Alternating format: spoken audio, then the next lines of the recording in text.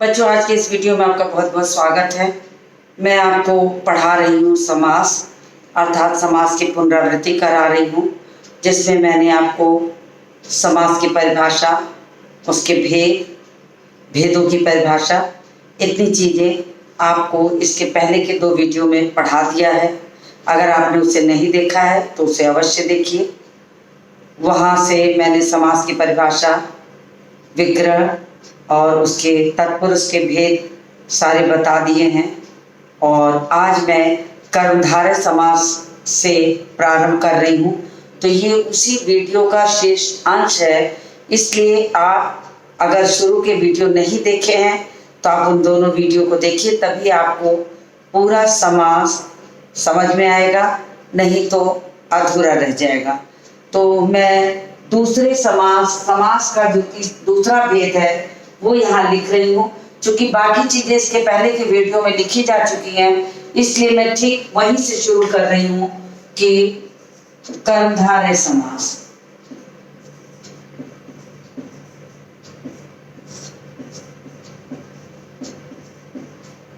अब आपको मैं समझा दूं, कर्मधारय समास का जो पूर्व पद होता है वो विशेषण होता है। अब प्रश्न उठता है कि विशेषण क्या है? तो विशेषण वो है जो संज्ञा और सर्वनाम की विशेषता बताने वाला जो शब्द होता है उसे विशेषण कहते हैं। तो यहाँ पर कर्मधारय समास का हमेशा जो पूर्व पद होगा वो विशेषण होता है और द्वितीय पद यानी उत्तर पद में विशेष्य रहता है। यही इसकी पहचान है। तो मैं यहाँ परिभाषा लिखती हूँ, जिस समास में पूर्व पद विशेषण, जिस समास में पूर्व पद विशेषण होता है उसे कर्मधारय समास कहते हैं। जैसे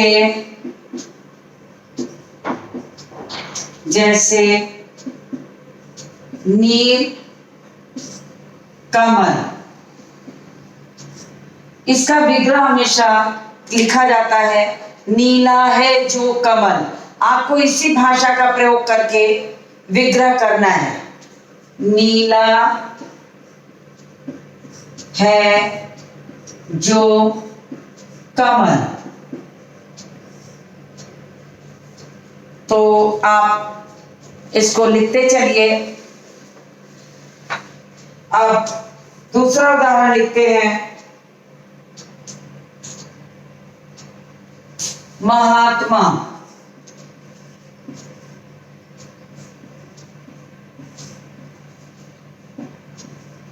महान है जो आत्मा। इसमें जो पूर्व पद है महान, नील, ये आपका विशेषण है। किसका? आत्मा का। कमल ये विशेष है, ये विशेषण है। तो कर्मधारय समास का पूर्व पद विशेषण होता है और द्वितीय पद विशेष होता है। इसलिए पीतांबर,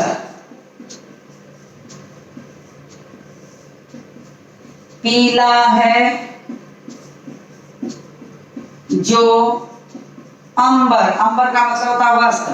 अंबर का आकाश भी होता है, लेकिन यहाँ वस्त्र के लिए है। तो आपने इस तरीके से यहाँ पर जो कर्मधारय समास की परिभाषा मैंने आपको बता दी कि कर्मधारय समास का पूर्व पद हमेशा विशेषण होगा और उत्तर पद जो है वो विशेष्य होता है। मैंने यहाँ पर 3 उदाहरण भी लिख दिए, तो आपको अच्छी तरह समझ में आ गया होगा। अब मैं बढ़ती हूँ तीसरे के लिए, द्वंद्व समास। द्वंद्व समास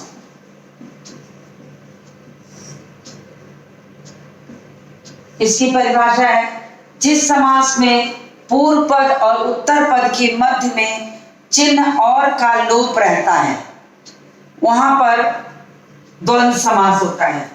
जिस समास में पूर्व पद और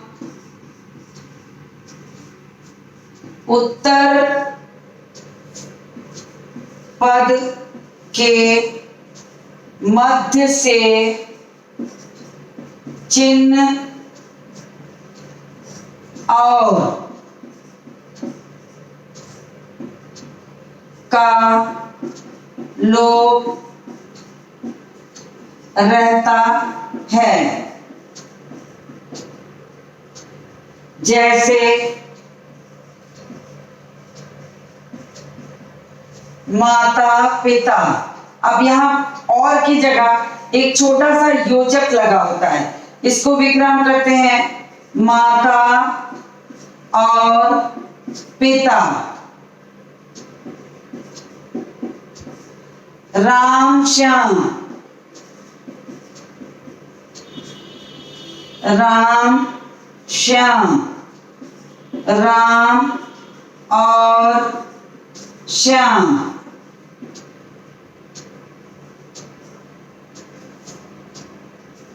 अमीर गरीब, अमीर गरीब, अमीर और गरीब। यानी जब हम समस्त पद बनाते हैं तो ये और यहां से हटा हुआ है, चिन्ह और का लोप है, तो ये समास बहुत सरल है, इसमें कुछ नहीं है। इसमें पूर्व पद और उत्तर पद के मध्य से चिन्ह और का लोप रहता है, बस इतना ही आपको याद रखना है। वहां पर द्विगु समास होता है, तो इतना आपको समझ में आ गया होगा। मैं आगे बढ़ती हूँ, नीचे लिखूंगी तो आपको दिखाई नहीं देगा, इसलिए आप इसका स्क्रीनशॉट ले लीजिए, फिर मैं आगे बढ़ूं। मैं द्विगु समास, बहुव्रीहि और अव्ययी भाव भी आपको बता दूंगी, तो उम्मीद है कि इतना आपने लिख लिया होगा।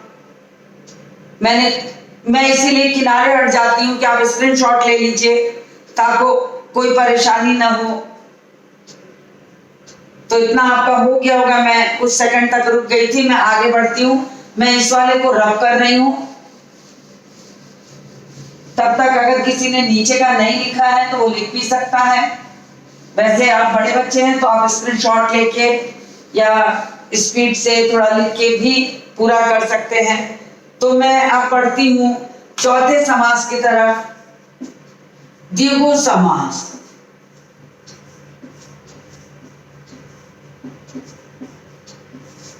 अब देखिए, इस समास का पूर्व पद हमेशा संख्यावाची होता है, यानी पहले पद में कोई ना कोई संख्या दिखाई गई रहती है, पीछे के उत्तर पद के बारे में जो बात कही उसके पूर्व पद में उसकी संख्या होती है।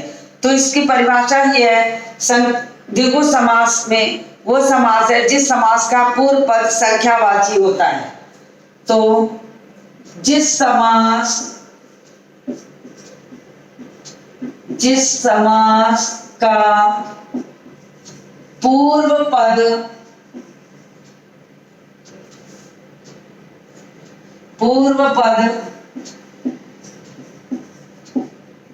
संख्यावाची, ध्यान से देखिएगा, पूर्व पद संख्यावाची हो उसे द्विगु समास कहते हैं।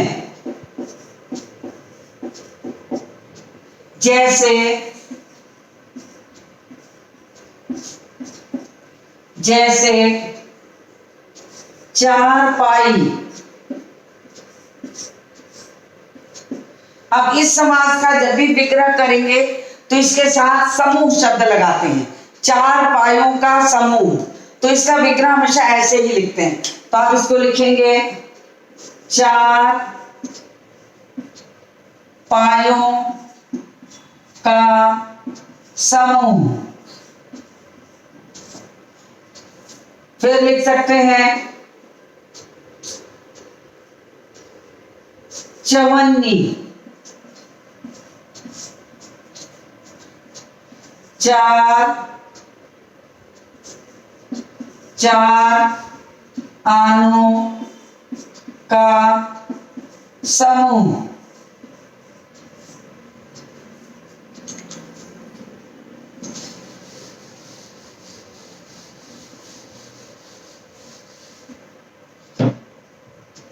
फिर हो सकता है त्रिभुज,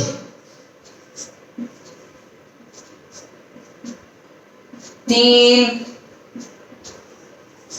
भुजाओं का समूह। इसी तरह त्रिकोण, पंचानन, दोराहा, आपको शताब्दी, सतसई, तिरंगा, बहुत सारे उदाहरण हैं। आपको कुछ भी लिखा है, यद्यपि मैंने 3 ही लिखा है और आप बाकी पुस्तकों से भी पढ़ सकते हैं। तो ये आपका हो गया द्विगु समास। अब मैं बढ़ती हूँ 5वें समास की तरफ, जिसे कहते हैं बहुव्रीहि समास। बहुव्रीहि समास। अभी तक जितना भी समास मैंने आपको पढ़ाया, सब में मैंने आपसे कहा किसी में पूर्व पद की महत्ता है, किसी में उत्तर पद के बारे में बात कही जा रही है, लेकिन बहुव्रीहि समास में ऐसा बिल्कुल नहीं है। इसका न पूर्व पद प्रधान होता है न उत्तर पद प्रधान होता है, बल्कि इससे निकलने वाला जो अर्थ होता है वो प्रधान होता है। तो सारा कुछ इसके अर्थ पर जाकर आधारित होता है। तो इस समास में की परिभाषा पे बिल्कुल इसी तरीके से है कि जिस समास का, आप भी लिखिए साथ साथ, मैं इसीलिए बोल बोल के बोर्ड पे लिखती हूं कि आप भी उतार सकें। जिस समास का न तो पूर्व पद प्रधान होता है न ही उत्तर पद,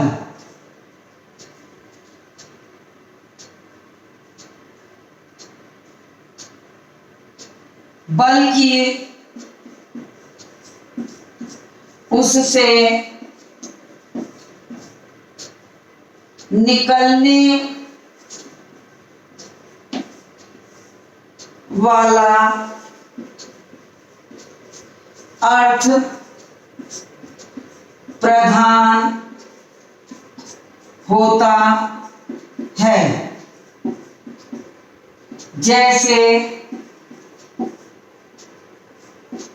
जैसे दशानन। अब बच्चों आप कहेंगे इसका तो पूर्व पद संख्यावाची है। आपके मन में ये सवाल आ सकता है कि इसका पूर्व पद संख्यावाची 10 लिखा है, लेकिन दशानन शब्द का जो प्रयोग है वो हमेशा रावण के लिए किया जाता है। तो इसका जो अर्थ निकलेगा रावण, वही प्रधान है, इसलिए इसे बहुव्रीहि समास कहते हैं। तो इसका न पूर्व पद प्रधान है न आनन उत्तर पद प्रधान है, बल्कि जिसका मुख्य अर्थ निकल रहा है वो प्रधान है। तो इसका विग्रह हम करते हैं। 10 हैं आनन जिसके अर्थात रावण। अब आप जब तक यहां तक नहीं लिखेंगे तब तक इसे बहुव्रीहि समास नहीं माना जाएगा। इसलिए जब भी इसका विग्रह करें तो अर्थात तक लिखकर उसके तीसरे अर्थ को अवश्य बताएं, नहीं तो ये अधूरा रहेगा। दूसरा उदाहरण लिखिए, एक दंत। एक दांत है जिसके, अर्थात गणेश।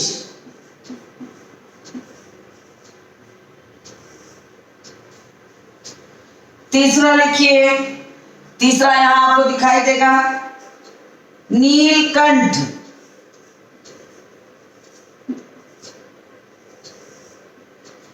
नीला है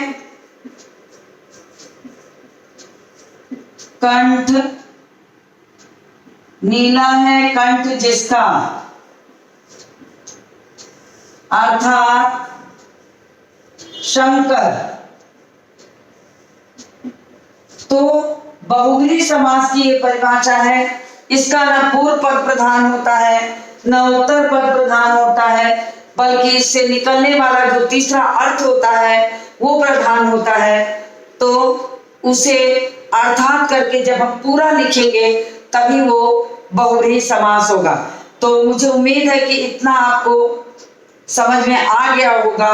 अब मैं आखिरी जो छठा समास है उसको आपको बताने चल रही हूं। उसके पहले आप इसका स्क्रीनशॉट लीजिए ताकि आप इसको दोबारा पुनरावृत्ति करते समय आपको पढ़ने की कठिनाई ना हो। तो मुझे उम्मीद है कि आपने ये उतार लिया होगा या स्क्रीनशॉट ले लिया होगा। तो मैं इसे रब करती हूँ, ऊपर के हिस्से से मैं रब कर रही हूँ ताकि आपको नीचे की चीज अगर छूटी हो तो जो बच्चे लिख रहे होंगे उनको कोई दिक्कत नहीं होगी। और आप स्क्रीनशॉट लेके इसको भी लिख सकते हैं। तो जो आखिरी वाला है अव्ययी भाव समास, छठा है अव्ययी भाव समास। देखिए बच्चों, इस समास में एक शब्द आया है अव्यय। ये शब्द है अव्यय। सबसे पहले सवाल होता है कि हमें ये जान लेना चाहिए कि अव्यय किसे कहते हैं। अगर इसको व्याकरणिक दृष्टि से हम आपसे बात कहें तो व्याकरण में जिसका लिंग और काल के अनुसार कोई परिवर्तन नहीं होता है उसे हम अव्यय कहते हैं। ये अविकारी शब्द है, यानी इसमें कोई विकार उत्पन्न नहीं होता। इसे हम क्रिया विशेषण के रूप में मानते हैं कि क्रिया विशेषण शब्द जितने भी वाक्य में आते हैं, चाहे पुल्लिंग के साथ आए चाहे स्त्रीलिंग के, वो ज्यों का त्यों प्रयोग होते हैं। तो ये चीज जानने के लिए मैंने यहाँ पर अव्यय कहा। वैसे इसका शब्द का विच्छेद करें तो न व्यय, जिसे नहीं व्यय किया जा सकता, यानी तोड़ मरोड़ के, व्यय का मतलब हुआ खर्च, जिसे तोड़ मरोड़ के किसी और जगहों पर खर्च नहीं किया जा सकता। तो व्याकरण में खर्च शब्द नहीं होता, प्रयोग शब्द आता है। तो अव्यय का मतलब जिसे लिंग और वचन के अनुसार कोई उसमें विकार नहीं आता, उसे अव्यय कहते हैं। अब मैं सीधे आ जाती हूँ अव्ययी भाव समास पर। अव्ययी भाव समास में पूर्व पद हमेशा अव्यय होता है और द्वितीय पद यानी उत्तर पद का जो अर्थ है वो पूर्व पद के अनुसार ही निकाला जाता है। उसका अर्थ हम अपने पूर्व पद के अनुरूप निकालेंगे। तो मैं इसकी पहले परिभाषा लिख देती हूं। जिस समास का पूर्व पद अव्यय हो और उत्तर पद का अर्थ पूर्व पद के अनुसार परिवर्तित हो उसे अव्ययी भाव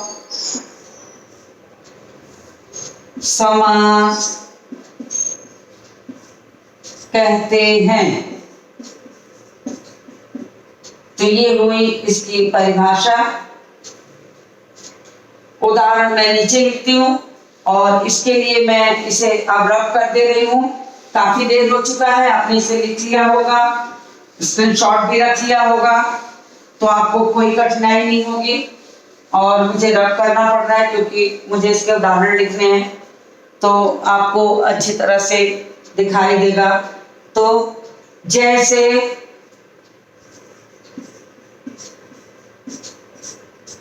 जैसे प्रत्येक, प्रत्येक में इसका विग्रह होता है प्रति एक। अगर हम एक की बात करेंगे, यदि हम इसको खाली उत्तर पद की बात करें तो वो एक के लिए कहा जाना, एक मतलब किसी एक संख्या के लिए। लेकिन जब उसके आगे प्रति अव्यय जुड़ गया है तो वो भाव तुरंत परिवर्तित हो जाता है और वो भाव बन जाता हर एक के लिए। तो उत्तर पद का जो भाव है वो पूर्व पद के अनुसार परिवर्तित हो जाता है। तो हम प्रत्येक के लिए कहेंगे हर एक। दूसरा शब्द है यथा शक्ति। इसका विग्रह कहेंगे शक्ति के अनुसार।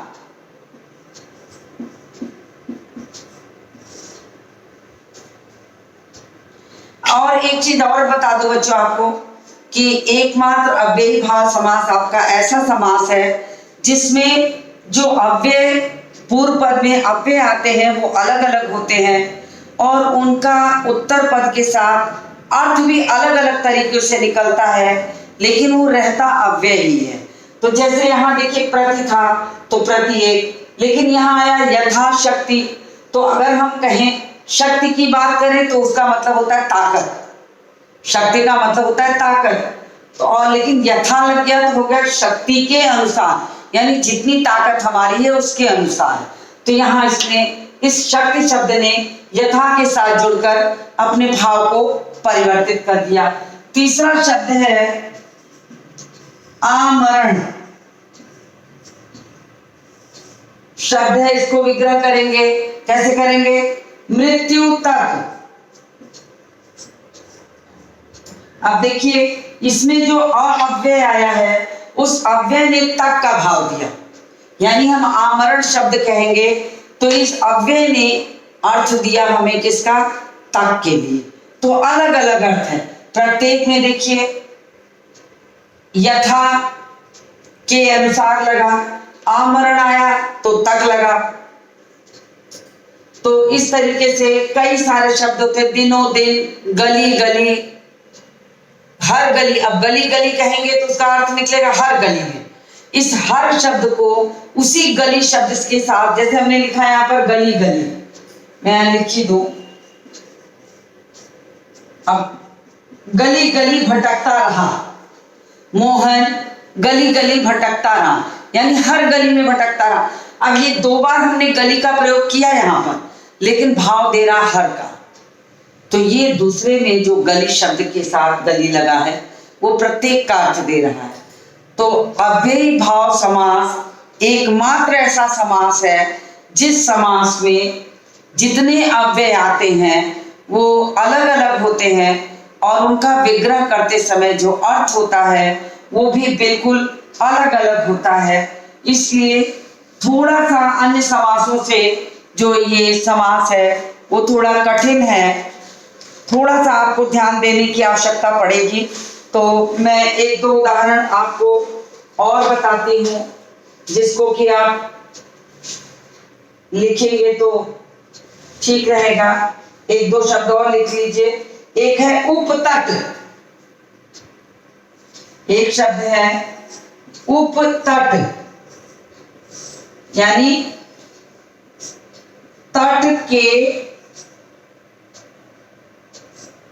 समीप। अब देखिए कि उप शब्द आया है और समीप का अर्थ दे रहा है, तो हर चारों में देखिए अलग अलग है।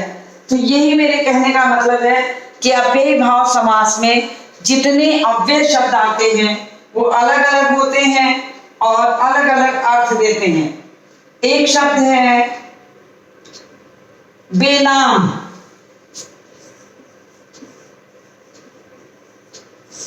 अब ये शब्द हो गया बिना नाम। अब देखिए यहां पर जो अव्यय आ रहा है वो किस तरह का अर्थ दे रहा है। तो मैंने इसलिए अव्ययी भाव के समास थोड़े उदाहरण ज्यादा इसलिए लिख दिए कि इसमें थोड़ा सा फर्क ये है कि इसमें जितने अव्यय आते हैं वो अलग अलग तरह से प्रयोग होते हैं।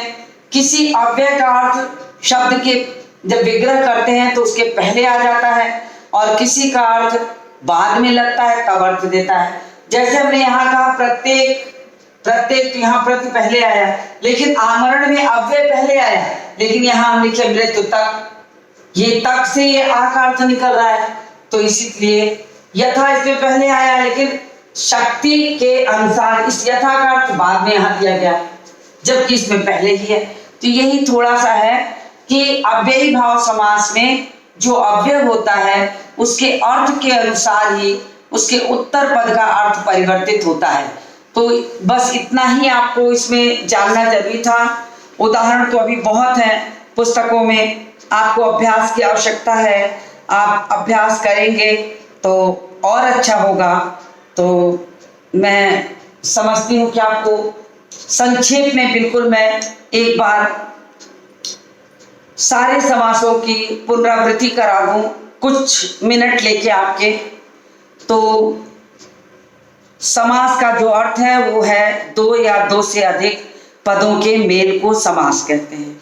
ये समास अलग करना समास विग्रह कहलाता है और इसके कुल 6 भेद हैं। पहला तत्पुरुष समास, दूसरा कर्मधारय, तीसरा द्वंद्व समास, चौथा द्विगु समास, पांचवा बहुव्रीहि समास और छठा अव्ययी भाव समास। अब तत्पुरुष समास को यदि हम बिल्कुल संक्षेप में आपको बता रहे हैं, तत्पुरुष समास का मतलब होता है कि पूर्व पद और उत्तर पद के मध्य से कारक चिन्हों का लोप रहता है और उसके जो भेद हैं वो मैंने आपको बोर्ड पर कराए हैं कि जो कारक होते हैं 8 कारकों में से पहला कर्ता और लास्ट का संबोधन छोड़ के जो 6 कारक बीच के होते हैं वो, और साथ में नए तत्पुरुष 7 जो होते हैं ये तत्पुरुष के भेद होते हैं जिसमें सारे कारकों के चिन्हों का लोप रहता है, यही बताया गया है।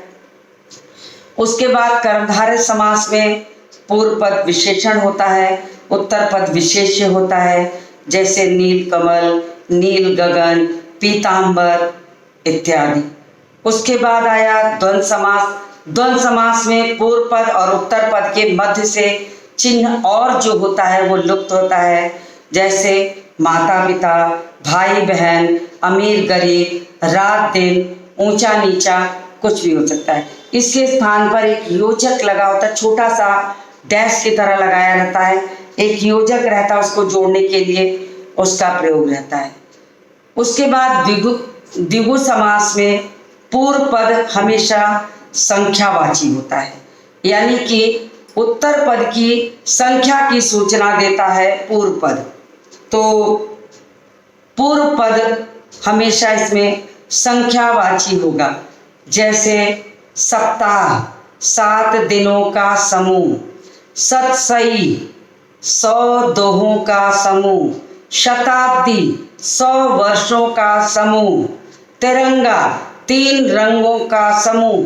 तमाम पुस्तकों में बच्चों आपको समाहार करके भी हो सकता है लिखा मिले कि 3 रंगों का समाहार, तो दोनों एक ही चीज है, उसमें कोई अंतर नहीं है, चाहे आप समूह करके विग्रह करें अथवा समाहार करके विग्रह करें। तो इस तरह से इसका विग्रह करेंगे। फिर बहुव्रीहि समास में जिस समास का न पूर्व पद प्रधान होता है न उत्तर पद प्रधान होता है, बल्कि उससे निकलने वाला जो अर्थ होता है वो प्रधान होता है तो उसे हम कहते हैं बहुव्रीहि समास। जैसे दशानन, जैसे राजीव लोचन, कमल के समान लोचन है जिसके, अर्थात भगवान राम। तो वीणा पाणी, वीणा है पाणी में जिसके, अर्थात सरस्वती। तो इस तरीके से आपको ये जानना होगा। आखिरी है अव्ययी भाव समास, जिसका पूर्व पद अव्यय होता है और उत्तर पद का अर्थ पूर्व पद के अनुसार परिवर्तित होता है। जैसा कि उदाहरण के अनुसार यहाँ लिखा है, प्रत्येक, प्रत्यक्ष, प्रतिअक्ष, यथाशक्ति, शक्ति के अनुसार, आमरण, मृत्यु तक इत्यादि। तो मुझे उम्मीद है कि आपको समास अच्छी तरह समझ में आ गया होगा। आप समास पर आधारित तीनों वीडियो अच्छे से देखिएगा और उसके बाद भी अगर कठिनाई हो तो मुझसे आप पूछ सकते हैं। तो आज इस वीडियो को यहीं समाप्त करती हूँ। मिलती हूँ आपसे अगले वीडियो में।